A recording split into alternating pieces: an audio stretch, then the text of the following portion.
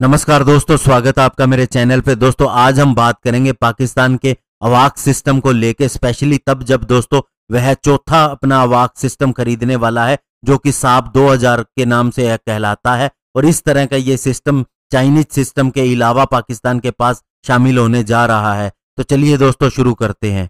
दोस्तों जब Indian air force के जेट ने फरवरी 26 को पाकिस्तान के बालाकोट के अंदर एंट्री करके उनके टेरर कैंप को डिस्ट्रॉय कर दिया, तो उस समय दोस्तों ये चीज सामने आई कि पाकिस्तान को इसका बिल्कुल भी पता नहीं चला। मतलब कि उसके रडार सिस्टम या जो भी उसकी सिस्टम वहां पर लगे थे वे कुछ भी नहीं कर पाए। और एक्चुअल में दोस्तों हुआ ये था कि इंडियन एयरफोर्स के जो जैमर थे उन्होंने पाकिस्तान के रडार्स को जैम कर दिया था। और उसके बाद से ही पाकिस्तान अपनी इस कमी को सुधारने की कोशिश कर रहा है और अपने मित्र देशों से दोस्तों स्पेशली वह सीक्रेटली इस तरह के सिस्टम खरीद रहा है जो कि एयरबोर्न एसेट्स उसके लिए हो सकते हैं। और दोस्तों मिलिट्री सूत्रों ने बताया है कि पाकिस्तान एयरफोर्स ने लास्ट मंथ अपनी एक और साब 2000 एरियाई अवाक्स एयरक्राफ्ट की डिलीवरी ली है, जो कि दोस्तों चौथा सिस्टम होगा इसके पास। और दोस्तों 18 मई 2000 को साब ने यह अनाउंस किया था कि उसने एक सीक्रेट डील साइन की है, स्पेशली 1.5 बिलियन या फिर दोस्तों इसे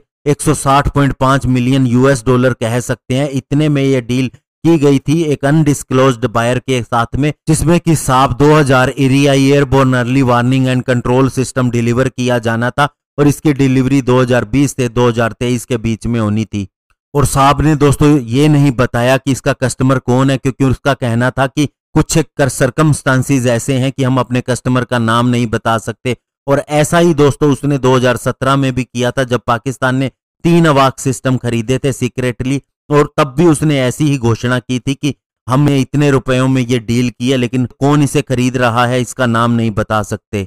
और दोस्तों ये जो 3 इसने खरीदे थे 2017 के अंदर, ये भी 2007 के एक ऑर्डर का ही फॉलो ऑन ऑर्डर था, क्योंकि 2007 ने भी इसने ऐसे ही 4 सिस्टम खरीदे थे, जिसमें से एक एयरक्राफ्ट दोस्तों टेररिस्ट अटैक के अंदर पूरी तरह से बर्बाद हो गया था और 2 को बड़ी मुश्किल से पाकिस्तान एरोनॉटिक कॉम्प्लेक्स के अंदर रिपेयर करके बचाया गया था। और दोस्तों 2017-18 की ईयर बुक के अंदर पाकिस्तान की मिनिस्ट्री ऑफ डिफेंस प्रोडक्शन ने लिखा है कि इसने छठा एरियाई अवाक सिस्टम हासिल किया 94.95 मिलियन यूएस डॉलर के अंदर। इसके अलावा इसने 3 साब 2000 एयरक्राफ्ट की भी डिलीवरी ली नवंबर 2018 के अंदर स्काई वर्ल्ड एविएशन से, जिसका सीधा सा मतलब ये है कि ये 2017 के ऑर्डर का फॉलो ऑन ऑर्डर नहीं था। और अभी दोस्तों 2 ही देश साब 2000 को इस्तेमाल करते हैं, स्पेशली दोस्तों साब 2000 एरियाई अवाक सिस्टम को, जो कि पाकिस्तान और सऊदी अरेबिया है। और पाकिस्तान सबसे बड़ी फ्लीट का इस्तेमाल करता है, यानी दुनिया का सबसे ज्यादा इस एयरक्राफ्ट को इस्तेमाल करने वाला देश है। और दोस्तों अगर साब अपने एग्जिस्टिंग यूजर से ऑर्डर रिसीव करता है, जैसा कि पाकिस्तान एमओडीपी ने भी डिस्क्लोज किया है, तो ऐसे में जो प्राइस होना था उसमें 2 ऐसे सिस्टम आ जाने थे और जिसके अंदर अदर कॉस्ट भी शामिल होने थे, जो कि ट्रेनिंग, लॉजिस्टिक, मेंटेनेंस आदि का कॉस्ट होता है। और दोस्तों पाकिस्तान फॉलो ऑन ऑर्डर के रूप में ये एरियाई अवाक सिस्टम की पर यूनिट 80 से 90 मिलियन यूएस डॉलर के अंदर खरीदने के अंदर ही सक्षम हो जाता।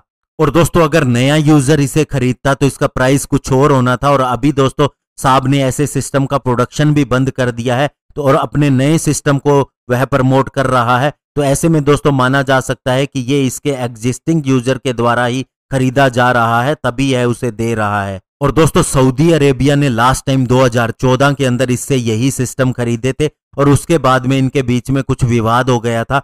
तो दोस्तों ये फॉलो ऑन ऑर्डर केवल पाकिस्तान की तरफ से ही हो सकता है। और इस हिसाब से दोस्तों 2023 तक पाकिस्तान के पास ऐसे 8 से 9 सिस्टम होंगे और ये उसके 2006 के 6 एयरक्राफ्ट के प्लान से बहुत ज्यादा आगे होगा। और दोस्तों अगर इसके टेक्निकल फीचर को देखें और साब की माने तो दोस्तों इसके अंदर एक एस बैंड AES से रडार लगा है, जो कि 450 किलोमीटर की और 20 किलोमीटर के एल्टीट्यूड की कवरेज देता है। इसके अलावा हॉरिजेंटली दोस्तों ये एक 5 लाख स्क्वायर किलोमीटर के एरिया को मॉनिटर कर सकता है और इसकी रेंज 350 किलोमीटर होती है सी के अंदर। और ये दोस्तों छोटे से छोटे टारगेट को भी ट्रैक कर सकता है, जिसके अंदर उस एरिया की मिसाइल्स भी हो सकती हैं। और दोस्तों साब के हिसाब से अगर इसके टेक्निकल फीचर्स की बात करें तो इसकी एंड्योरेंस जो है 9.5 आवर्स की है, यानी इतने समय के लिए ये काम लगातार कर सकता है। और इसकी मैक्सिमम रेंज की बात करें तो ये 2000 नॉटिकल माइल से ज्यादा है और क्रूज स्पीड की बात करें तो 340 नॉट्स है। वहीं दोस्तों सर्विस सीलिंग या फिर ऊंचाई पर जाने की बात करें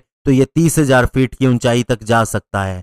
वहीं दोस्तों इसका इंडिया के लिए क्या मतलब हो सकता है, हालांकि इंडिया को अपनी जरूरत का पता है, इससे कोई फर्क नहीं पड़ता पाकिस्तान कुछ भी खरीदे, लेकिन दोस्तों इससे साब के ऊपर बहुत ज्यादा फर्क पड़ेगा, क्योंकि दोस्तों साब भी उस कंटेंडर के अंदर शामिल है अपने ग्रिपन फाइटर जेट को लेकर, जिसमें इंडिया को MMRCA के तहत 114 फाइटर जेट खरीदने हैं। और इंडिया दोस्तों कभी भी ऐसी कंपनी को मौका नहीं देगा किसी भी फाइटर जेट के लिए या कोई भी डिफेंस से जुड़े इक्विपमेंट को खरीदने के लिए जो अपनी सेवाएं पाकिस्तान को देती हो, क्योंकि पाकिस्तान इंडिया का आर्क राइवल है। ऐसे में दोस्तों अब माना जा सकता है कि इंडिया किसी अन्य फाइटर जेट के साथ जा सकता है, लेकिन ग्रिपन फाइटर जेट के साथ जाना मुश्किल होगा, क्योंकि दोस्तों ये उसी कंपनी का जिसने पाकिस्तान को ये अवाक सिस्टम दिए हैं। धन्यवाद, जय हिंद।